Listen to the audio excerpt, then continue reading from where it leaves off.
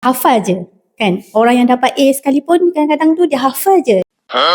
Saya perasan anak ni kadang-kadang dia nak buat nota tu dia masalah sikit, dan saya tahu cara nak buat peta minda ni memang dia berkait rapat dengan cara berfikir. Kalau kita tak faham subjek tu memang kita tak boleh buat peta minda.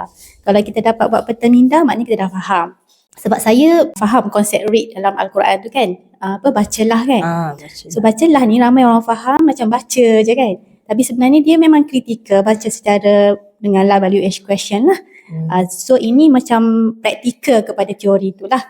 Sebab saya percaya anak-anak sekarang ni dia macam hafal je kan. Orang yang dapat A sekalipun kadang-kadang tu dia hafal je. Bila masuk industri dia tak nak guna kan. So saya rasa macam penting ilmu ni, sebab rugilah dia belajar tapi tak tahu. So saya nak macam anak-anak saya khususnya, biar dia belajar tapi dia faham.